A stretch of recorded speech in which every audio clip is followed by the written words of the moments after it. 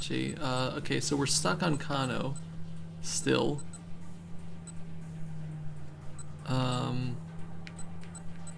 we?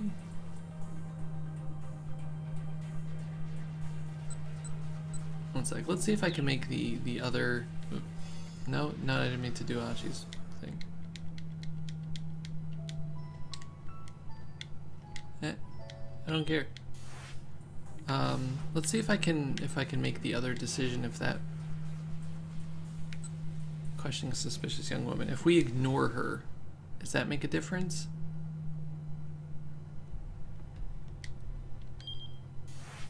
No, I didn't mean to do that. Okay, let's not talk to the girl and have her try to recruit us into a religion. She can't be involved with this, can she? Sasayama flashed him a skeptical look. Don't let your preconceptions get the better of you. It could get you killed. Preconceptions, fixed notions one has about something before the facts are known, can be a hindrance to thinking freely. If you think about it too hard, you might fall victim to the preconception that preconceptions themselves are always bad. Getting meta here. I know that, but still, she doesn't come across as involved to me. Khan knew better than to judge people based on appearance, but he was still convinced the girl wasn't part of the gang. She just struck him as far too, well, inept, really. Alright, I'll go look into the girl, Sasayama said. You keep following the attaché case. Khan nodded, hurried after the man. Is this the same... Are we gonna get the same thing? All the criminals had been wearing the same black clothing. Yeah, I think we're just getting the same things again. Yeah, we're heading back down to the bad ending. So let's... Do I have to make a different choice over here? I don't know. Let's go... We haven't done Osawa or Minorikawa's routes yet, so let's see what they're up to. Let's go with Minorikawa. He's the journalist. Minorikawa stood on the sidewalk weighing his options. Chiaki's phone call had thrown him for a loop. He had expected her to be anxious about doing interviews, but wow, she was a real basket case. Still, that didn't change the fact that he had a schedule of his own to keep. The surveillance camera story had to be his top priority. Chiaki would just have to find some way to fumble through things on her end. He headed down down Dogenzaka, scanning his surroundings as he went. There were cameras set up on the streetlights all over the place. There were so many, it was hard to believe he'd never noticed them before. One over there, another just over here, electronic eyes peering down on passerby from high above, where they were tougher to spot. Just how were the people who came to Shibuya reacting to this situation? Hey, you there! Minorikawa called out to a man riding on a bicycle. Hey you, stop! The man brought his bike to a sudden stop. Taise Yasuda, proprietor of the knick-knack shop in Udagawacho. Roughly 30 minutes earlier, while he was wandering along the JR tracks picking up lost and abandoned items, Achi foisted off his trash onto him, and so he's in a bit of a foul mood. Yeah, I thought that we had seen that guy. Don't let me die a gamer. Don't worry. Don't worry, you'll be good. Sometimes, you know, you either die a gamer or you live long enough to become... I don't know where I'm going with that. Anyway, hope you're doing well. Thank you for stopping by. Since then he's been going along on his bicycle, still picking up things from the roadside. There's a trunk on the back of his bike where he stores his finds. Huh? What's the matter? He asked. Hi, the name's Minoru Minorikawa. I'm a freelance writer. Okay. I'm just doing interviews for a magazine. I'd like to talk to you. You either die a gamer or live long to be a mobile gamer. You either die a gamer or live long enough to do a Raid Shadow Legends sponsorship. There we go. Fun fact, I actually got a Raid sponsor opportunity, but it requires me to have like several hours of playing the game on stream and getting like X amount of people to actually sign up for the referral in order to make any money off of it. So I'm just like, nah, no thank you. I'm currently 1/3 of a 12-person of 3, 1/3. 1 of 3 of a 12-person staff due to COVID. That sucks. I'm sorry. Just doing an interview for a magazine, and I'd like to talk to you. A magazine? Which one? 4-Star General Gossip. Minorikawa did his best to sound proud. Oh, well, I'm actually in a bit of a hurry here. Minorikawa soldered on. See that? He pointed at one of the nearby surveillance cameras. What? The man asked. The blimp? A massive blimp was indeed drifting slowly overhead. The type of aircraft that floats using the lift powered by an enormous envelope filled with lighter-than-air gas. This envelope, the balloon, is often used for corporate advertising. This particular blimp has been puttering around the skies above Shibuya since last night. No, the camera! The camera watched them both with uncaring silence. Oh, that. What about it? What do you mean, what about it? Those cameras have been installed all throughout Shibuya. They're taking in anything and everything. Privacy be damned. A shocked pallor came to the man's face. Oh, really? He muttered uneasily to himself. I guess I should be careful next time I go picking stuff up. Hey, what are you talking about? Minorikawa asked. Nothing, just stuff. Way to dodge the question entirely. Anyhow, I think there's some good things about the cameras too. There are some good things about the cameras too, the man said hurriedly. Oh? Minorikawa asked. Such as? Well, I mean, they must have helped catch some crooks, right? Yeah, I think you're right about that. Oh, I am? The man looked shocked to have his own statement confirmed. Are you hiding something from me? Huh? No, nothing particular. The man shook his head vehemently. Nothing at all, really.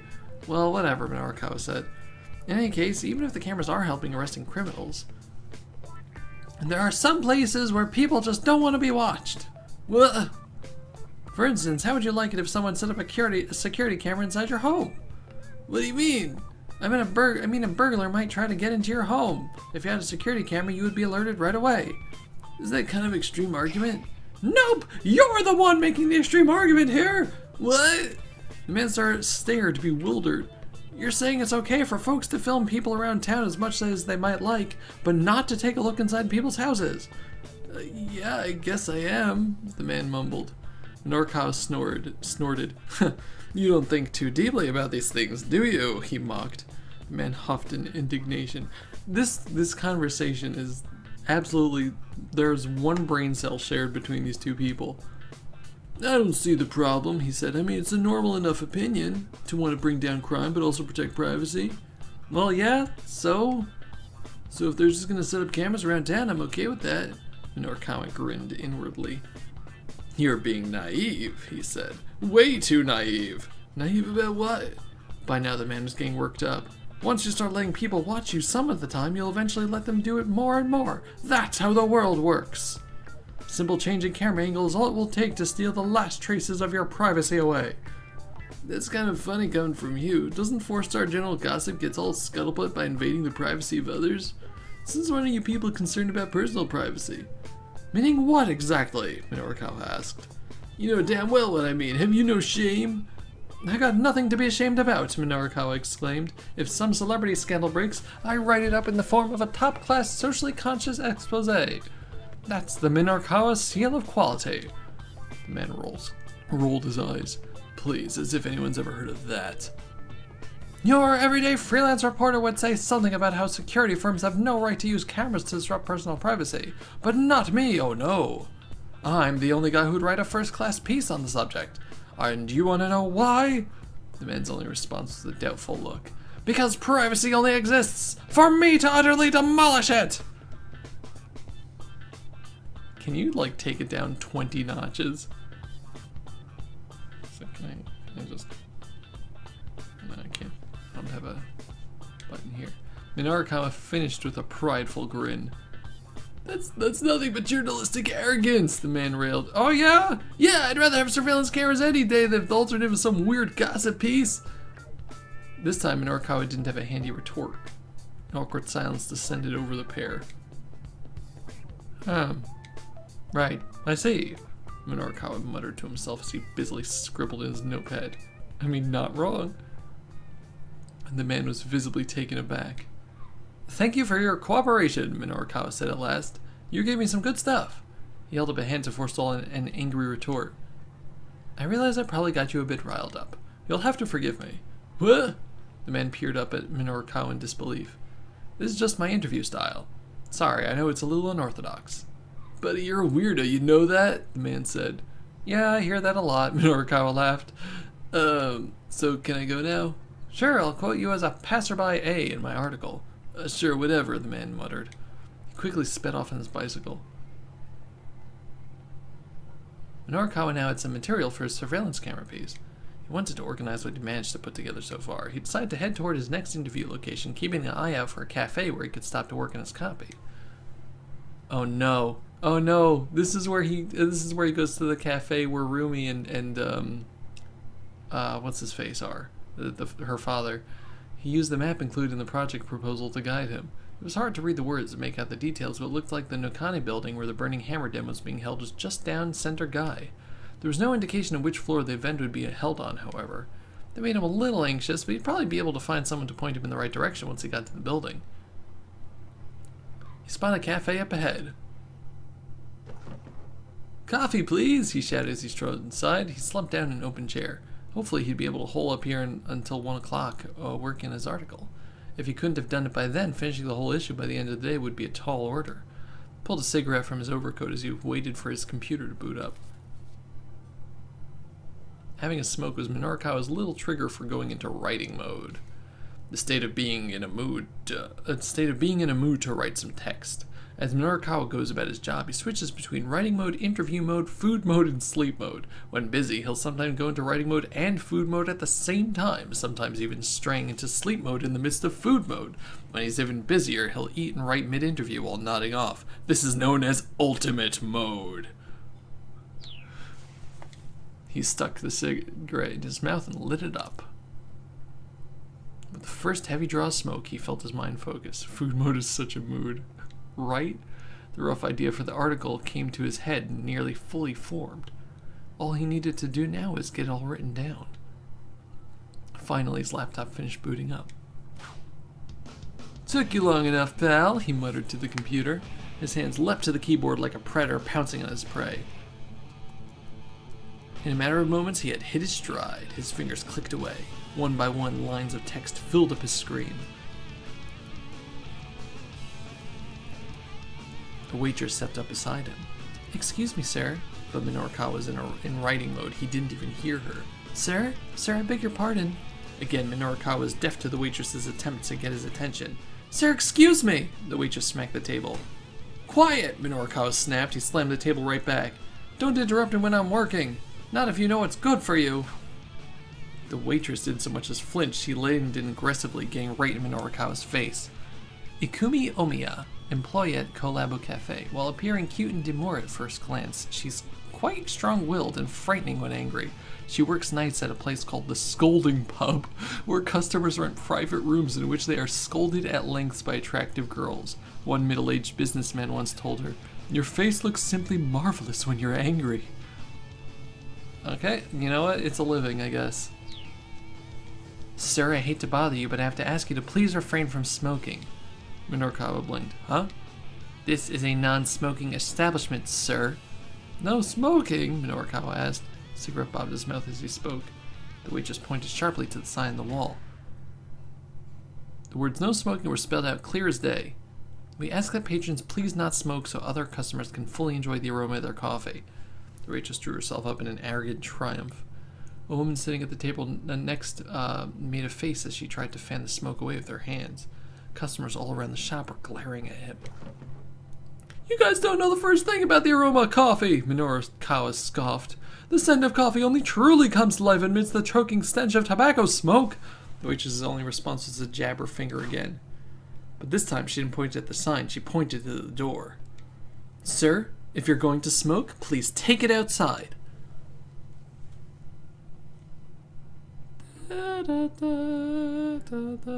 Sometime later, sitting inside the Café Le Trek, Minorikawa lit up his third cigarette. At last, a safe refuge. It had taken him quite some time to find a place that allowed smoking after he got kicked out of the first cafe. In recent years, many cafes and restaurants have faded out the concept of the smoking section in favor of prohibiting smoking across the board. This makes a place like Le Trek especially important to smokers. There are large air vents in the ceiling to help keep the interior more agreeable for those who do not smoke. Now he's in a rush to make up for lost time. His fingers flew over the keyboard at lightning speed. The more he wrote, the harder he focused. At this rate, he'd have the story wrapped up in no time. Today, you hear me? A voice intruded suddenly on his awareness. One of the other customers was shouting, "You're breaking up with that fellow today!" There's the father. Minorikawa's fingers drifted to a halt. There he is. He looked around to see where the voice had come from. An older man, red in the face, was shouting at the young woman who sat across from him. "Please, Dad," the woman pleaded. "Stop. You're making a scene." Father and daughter then. It was rare nowadays to see a father behave so imperiously towards his own daughter. Just how sheltered had he been trying to keep her?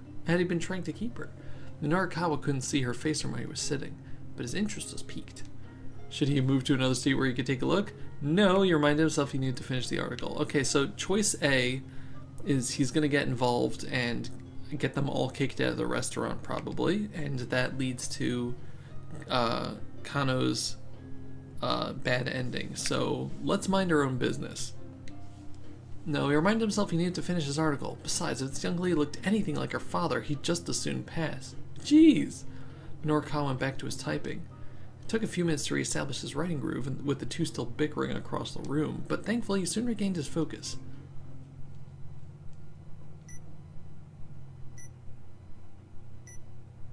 What's that? A strange beeping sound broke Minorikawa out of his writing reverie.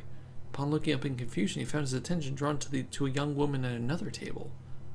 And then one of these, and one of these. Oh, and this, and this, and this, and this, and that, too. She finished with a broad grin. Hey! It's Cheery! What are you doing here? You're supposed to be looking for the truck! Let me just repeat your order back to you. 1 Japanese-style beef patty, 1 spicy fish roast spaghetti, 1 chicken casserole, 1 French onion soup, 1 fruit parfait, 1 chocolate parfait, and 1 deluxe chocolate parfait. Will that be all? The waitress anxiously awaited confirmation. Ryoko Kakinuma, a second-year student at Midoriyama Academy's law school. She was hassled by a pair of hustlers on her way to work and showed up 5 minutes late for her shift. The manager told her those 5 minutes were coming out of her pay, so she's a bit irritated right now. You forgot the large caramel shake. The customer was a full-figured young woman ensconced at a nearby table. Oh, my apologies. The waitress quickly jotted down the addition to the order. That'll do it for now, the young woman said. For now? Yikes. She's actually planning on ordering more after that? Marveling at this display of appetite, Minorikawa went back to typing. Cheery, come on. Buddy. Now what? He heard the strange beeping sound again, subtly different than the first time. This time it was closer. Seriously, what the heck is that? I need to get to Bombas or I'll never be able to concentrate. Let's check it out this time, because I don't know what it is. I need to get to Bombas or I'll never be able to concentrate. Just where the heck is that sound coming from? He searched his surroundings for a moment to quickly discover the noise is coming from his own bag. He pulled out one of the most important tools of his trade, a bug detector. Instrument for finding listening devices. Since wireless listening devices emit radio signals, bug detectors are designed to use wide area receivers to reveal their presence. Using a detector to find something of this fashion is known as fox hunting. It was on and had picked up a signal. To a reporter, information was life. That made owning a bug detector a sensible precaution in his line of work. With the device in hand, Minorikawa casually scanned the area. Eventually, he zeroed in on the signal. He stood up. Everyone, your attention, please, he announced. Someone set up a listening device in here. Several cafe patrons turned their head in disbelief. A woman wreathed in pungent perfume flashed him a disagreeable look. Oh, come on, that's ridiculous, she huffed.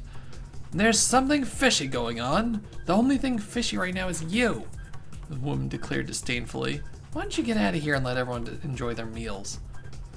No, I smell a scoop. You what? You, what's your name? None of your business, that's what.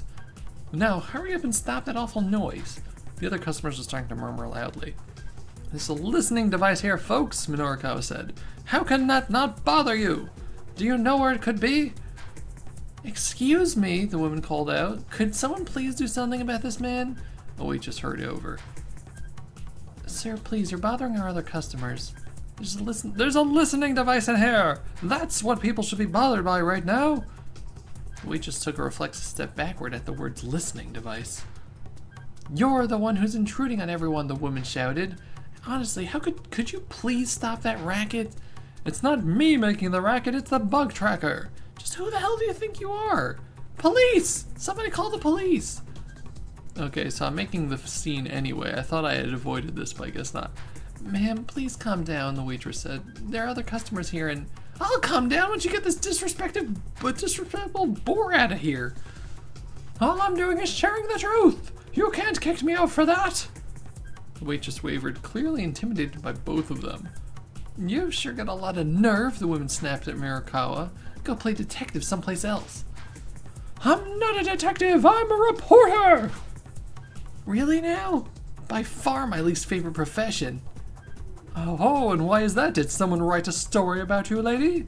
Got skeletons in your closet? You shut your mouth, how dare you? Yes, I smell a scoop here, all right, and the smell is coming from you. I'll stab it with your scoo nonsense. It's no use trying to hide things from me. You have no idea what you're talking about. Oh, yes, I do, lady. Go to hell. After you. Blah, blah, blah, blah, blah, blah, blah, blah, blah, blah, blah, blah, blah. Oh, God. As they shout over each other, words blurred together until they're barely words anymore. Sorry, Malay was busy watching today's Minish Cap. No worries. Thank you very much for stopping by. We're in the middle of two idiots arguing. The onlookers could only hear indistinct, meaningless raving.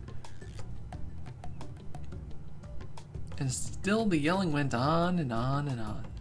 Eventually there came a sound of approaching sirens, but even when a police cruiser pulled up outside the cafe, the two didn't slow their bickering. Bad ending? Yep, okay. Bad ending. I started yelling forever. Minorikawa lost his cool and got drawn into an argument with a stranger, giving no thought to the consequences. By the time he came to his senses in a jail cell, it was too late to save 4-star general gossip. Maybe worrying about weird noises can wait. Right now, finishing up that article sounds like a better idea. Alright.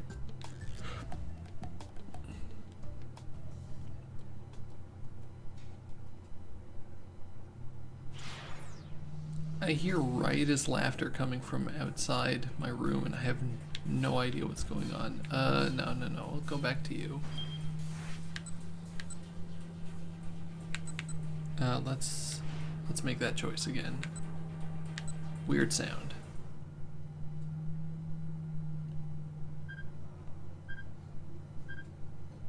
What the heck is that? Okay, fine. We'll continue ignoring everything around us. Never mind. I need to focus on finishing this article. Minorikawa immersed himself in the writing again. Before long, he stopped worrying about the curious sound. I found the source of the ticking! What was it? It's a pipe bomb! The plump young woman set about devouring all the food she ordered despite the strange look she was getting. Cheery as me. Now that was an appetite to be reckoned with. It took her under 3 minutes to polish off the lot. Then, looking not the least bit sated, she picked the menu right back up. Was she seriously going to order more? Minorikawa started to take an interest in this young lady. There might be a story here. He conjured up a series of headlines in his mind. Woman inhales 30,000 calories in 3 minutes. It is the equivalent of 100 pieces of shortcake, 300 glasses of milk, or enough steak and rice to feed about 30 people. No, he needs something with more punch. Food for thought, an expose on obesity. No, that was no good. He wasn't writing for a fashion magazine here. A gourmet day in Shibuya. That was it! He'd be able to whip something up if he went with the foodie angle.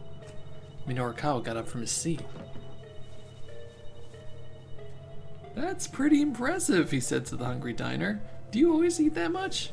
The young woman glared back at him. Not always, she said. Suddenly tension filled the air. Ooh, was that way too blunt of me? I mean, she is a young lady after all. Maybe I should change up my approach. Who the heck are you anyway? The woman asked. I'm a freelance writer. I was hoping I could do an interview with you real quick. You want to interview me? The suspicion was plain on her face. I do. I mean, girls all over the world worry about their diets, right? I hear that, yeah. So would you be willing to share your secret or your technique or whatever for how to eat without getting fat? What, me? Sure, I mean, look at the figure you're maintaining despite eating all this food. The young woman's expression brightened up. Oh, you noticed? There's actually a lot that goes into all this. Yeah? The basic thing, though, is to eat 10 meals a day. Oh my god. Minorikawa struggled to keep his jaw from dropping. 10 meals a day? She flashed him a chubby-cheeked grin. You don't know how diets work, do you? She chuckled. Eating only 1 or 2 meals a day, that's what'll make you fat. Gotta space your food out into smaller portions throughout the day. That's the fundamentals of dieting right there. Right, but what happened to the smaller portions part? Minorikawa had to bite his tongue. I see. Any other pro-dieting tips you could share? Well, for the basics, I'd say always drink protein instead of tea, yeah? Drink protein all day? Seriously? Once again, it took all of Minorikawa's willpower to keep his thoughts to himself. Let's see, what else? Oh, there's all this stuff called burning hammer too, but she trailed off with a little wince. Wait. Minorikawa perked up. Did you say burning hammer? Oh, you know it? I've heard of it anyway, Minorikawa replied. Decided he was better off keeping his plans to head to the sales demo a secret. That was totally the burning hammer bottles that got in the guy's face. Oh man. There's a sales demo later on if you're interested, the woman said as if she were reading his thoughts. Though, full disclosure, I am working for them right now. She handed Minorikawa an advertising pamphlet. There was a more detailed map for the venue included. What a stroke of luck! Now he didn't have to rely on the crummy map in his project proposal anymore. He'd have no trouble finding the venue with the building's various floors all broken down for him. And actually, I gotta head back to work, the woman said. Sure, thank you so much for your time. She is leaving him with the bill. I'm gonna hang back and finish my copy here. The woman left the cafe and Minorikawa went back to his laptop. No? Totally thought that she just left him with the bill. He'd gotten some new info on the burning hammer sales demo, but he also lost some more time. The surveillance camera piece still wasn't finished. It was going to be a near thing to get it done before the sales demo started. Yet instead of returning to his writing, he got out his cell phone. What if Toyama had gotten another of his crazy ideas? If he tried to hang himself again? The thought that Minorikawa was too worried to work on his copy.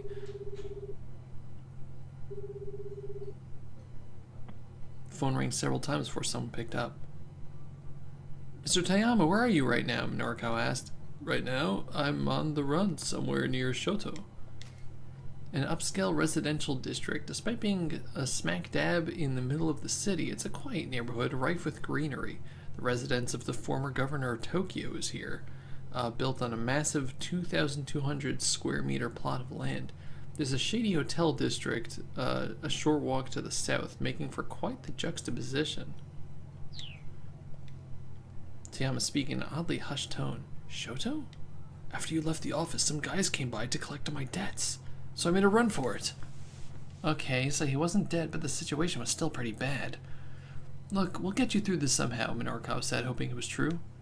Just keep your head down, stay out of trouble. You need to head back to the office. Yeah, stay out of trouble for now. Just keep your head down, stay out of trouble. Stay where you are now. Stay where I am? But what am I supposed to do? Toyama's voice dropped in and out. It sounded like he was moving quickly. Find some place to hide and just lay low for a while, Minorikawa told him. All right, Toyama said weakly. He hung up. Minorikawa let out a deep sigh and turned back to his laptop. Probably the wrong answer, we'll see. Oh man, no, we made it. We made it through. Okay. So, if we got to the end of... So we got to the end of Minorikawa and we got to the end of Achi. Kano, I don't know where we made the wrong move with Kano. Because he doesn't have a bad end over there. Where... Oh, no. We can continue with Kano now because Rumi and her dad didn't get kicked out of the restaurant because we weren't weird. Okay, cool. So they're not going to come to us and turn us into farmers. Okay. Like the crooks just wander around. Shoot, it's bleeding pretty bad, he heard someone say behind him. It's the guy. What the heck happened to him? Turned and saw two young men carrying another along. He was a towel wrapped tightly around the third's head. Hey, what happened? Kano asked. Shut your mouth, Kano blanched. Candy attitude, he's trying to help, another voice cut in. It was Sasayama. How are you always following me? Had he finished dealing with the girl by the station then? What happened to your friend? Out of my way, man, I ain't afraid to kick your ass. Look, cut the crap and let me take a quick look. Sasayama wrapped the towel from around the young man's head. Ooh, that's nasty. The young guy was a little more than a kid. His head was soaked red with blood. He appeared to be unconscious. They couldn't just leave him like this, but they're in the middle of a job. They should probably call juvenile affairs. They were in the middle of a job, but they couldn't leave him like this. They should probably take him to a hospital. I think taking him to the hospital is the wrong decision, but let's do it anyway. I'll be nice today. They should probably take him to a hospital. Kano offered to help carry the bloody young man, but Sasayama stepped in front of him. He quickly flashed the two youths his badge. Oh crap, you a cop? Sasayama nodded. Who you kids with? The Bamps? Shibuya's number 2 gang. Its leader, Sohei Ikari, has gathered up some big mean dudes in an attempt to make Shibuya his turf. The gang's leadership is inferior to that of SOS, but on an individual level, its members tend to be stronger in a fight. Word is that the rise of the Bamps is one of the reasons SOS has been growing more combative recently. SOS? SOS, admitted one of the young men after some hesitation. Who attacked you? Yo, it ain't like that. What was it like then, infighting? The young man was silent. Sasayama must have been on the right on the mark. In the course of his police duties, Kano picked up a faint amount of street gossip from the young people in Shibuya. Lately, the scuttlebutt about the legendary SOS gang was that they were dealing with some internal strife. Look, don't worry about it, I get it. There's a hospital just down that way. Hurry up and get him there. The young man batted off Sasayama's offered hand, then quickly hauled his friend away. Sounds like SOS is on the verge of breaking up with all this infighting, huh? Kano asked. He kept his eyes on the young men as they headed off. Yeah, seems like it's been pretty rough. With what with the original leader leaving and all that. The detectives in juvenile affairs were well acquainted with SOS's original leader. That would be Achiendo. Initially, SOS was nothing more than a small group of like-minded young people who hung out together, but as its membership grew, the general public began referring to the group as a gang.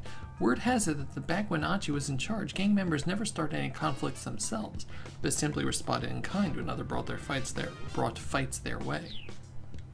The stories were like something else out some after-school special. There were tales of them breaking down gangs who sold drugs to kids or breaking into Yakuza front offices to save their friends. The detectives of juvenile affairs took these stories with a grain of salt, but if there really were people like that out there, Kano hoped to meet them someday.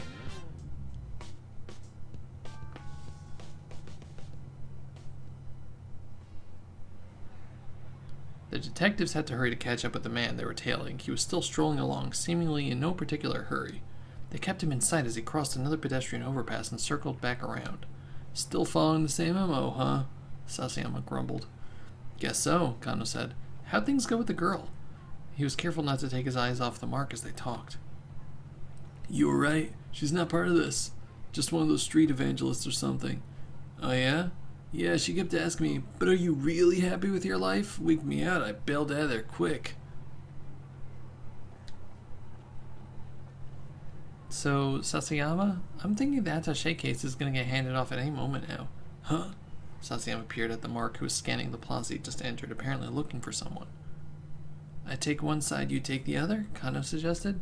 Sasayama's eyes went wide. Say what now? That way we apprehend both perps involved with the handoff. Sasayama didn't reply. Look, HQ isn't thinking about the hostage's safety, Kano said, but that needs to take priority here. Sasayama's face took on a rare solemnity. Disobeying a direct order is not something to do lightly. There is no space there.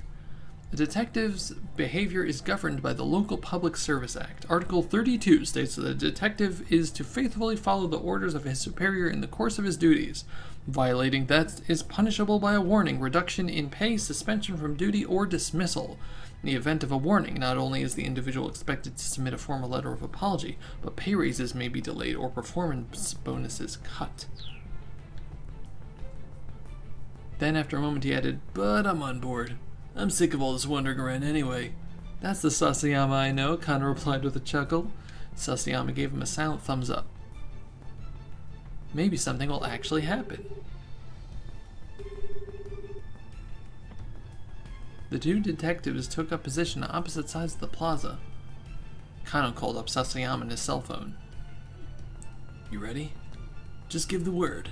There were only two non-Japanese people in the nearby crowd. Both were eyeing their surroundings anxiously. Kano was certain the handoff was about to take place. And then... Well, if it isn't Mr. Toyama. Kano's ears perked up at the sound of an aggressive greeting, the voice dripping with feigned cheer. Oh, no, not you. He whirled around to see two rough-looking young men confronting a father and his daughter. This is the guys that Tama bumped into. The old man looked pained. Please, just hang on, he said placatingly. I thought we agreed on 4 o'clock. The young man snarled. Don't you try and play down with us, buddy. It's nothing like that, I swear. My girl was just hungry, so I stepped out to... Yeah, how come you didn't just order delivery, huh? Yeah. Oh, yes, right. I suppose that would work too. Haha. Don't you me, man. Kind of watched the argument uneasily. The stranger's altercation put him in a bit of a spot. The crook he was tailing probably wouldn't risk handing off the case with an uproar like this going on. What's going on over there? Sasayama asked. I'm not sure, Kano replied. It looks like some kind of argument. The suspects are going to get wary on us. It's going to screw up the whole handoff. Yeah, I know. So do something about it and get over here. Sasayama said. What? Find some way to shut them up and then get over here. Oh, sure. Alright. Kano headed toward the argument. He was only about halfway there when Sasayama called again. He sounded panicked. Hey, Kano! He made a run for it. What? Oh, crap! The man they'd been tailing had vanished in the brief time Kano had taken his eyes off him. Shoot. Wait up! Kano shouted. Sasayama was racing after the suspect and Kano rushed to join him. The man was surprisingly quick, however, and neither detective managed to catch up. In fact, they soon lost sight of him amidst the teeming crowds. Frantically, they dashed through the streets as fast and as hard as they could.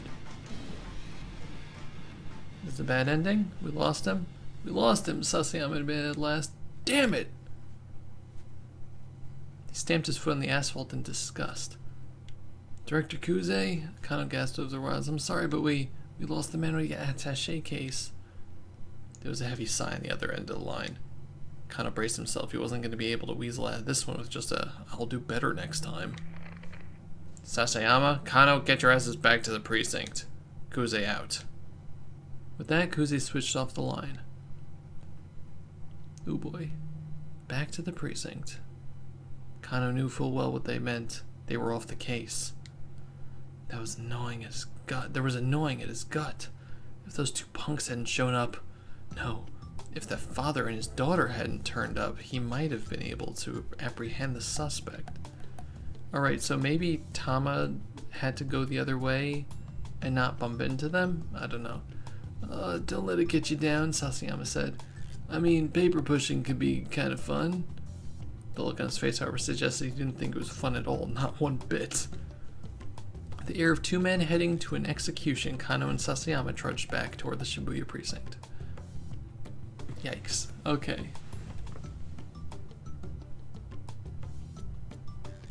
Back to the precinct. Kano was taken off the case because he lost track of the suspect thanks to a random altercation. If the and his glum conclusion was correct. If they hadn't shown up, this wouldn't have happened. A certain someone needs to give these two some better advice, and a certain other someone needs to meet up with them from outside his or her house. Both of those are key to changing poor Kano's fate.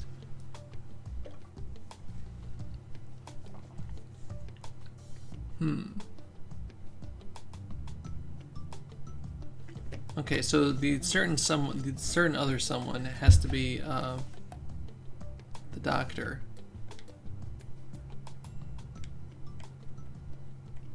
But who's the... One second. Let's see where we are. So we have a bad end stopping us over here. Achi is to be continued. Right, Tama still has more to go. We got Osawa. Minorikawa still has more to go.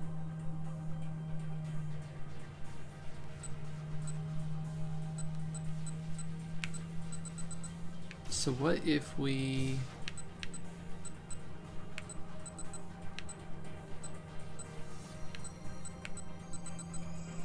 So that didn't... What if we go back to Tama over here and agree to go with Chiri? Let's go together. Let's go together! And so Chiri and I head out in search of the truck.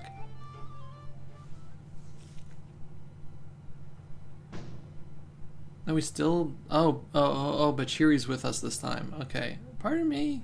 Hop back on my feet, bow to the man apology. Clunk. Bows at the same time, bonk our heads together. Kid starts wandering off. Wait, man lurches to his feet. Okay. As we make our way back to the road, Chiri's eyes light up upon a cafe. Okay, that doesn't do anything for us. Man, I'm super hungry, she mutters. Not now, we have to find that truck. Yeah, I know. Stride purposely along, and though Chiri flashes the eatery a long, lingering look, she falls into step behind me. Chiri and I wander around town for another 10 minutes or so.